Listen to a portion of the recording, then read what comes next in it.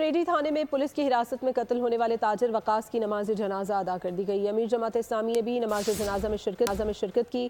اس موقع پر انہوں نے کہا کہ یہ واقعہ کسی طور پر قابل قبول نہیں تھا۔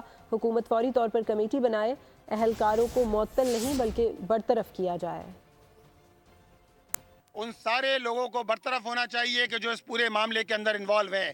یہ معطلی والا معاملہ نہیں ہے کہ آپ معطل کریں، ایک بندہ ایک تھانے سے اٹھے دوسرے تھانے میں چلا جائے اور وہی کام کر رہا ہو۔ ان کو برطرف کرنا چاہیے نوکری سے اور ان کے خلاف کارروائی کرنا چاہیے۔ اس سے کم پر نہ ہی تاجر برادری اس کو قبول کرے گی، نہ ہی سیاسی جماعتیں اس کو قبول کریں گی۔ یہ ظلم ہے، اس کا تدارک ہونا چاہیے۔ جس طرح یہ سارا معاملہ پیش آیا اور جس طرح اس فرد کی وقاص کی ڈیتھ ہوئی ہے، لہٰذا ہم اس کی مذمت کرتے ہیں اور حکومت سے بھی اس بات کا مطالبہ کرتے ہیں کہ اس سارے معاملے کے اندر اپنا کردار ادا کرے۔ سبسکرائب کریں اور بیل دبائیں تاکہ کوئی خبر رہ نہ جائے۔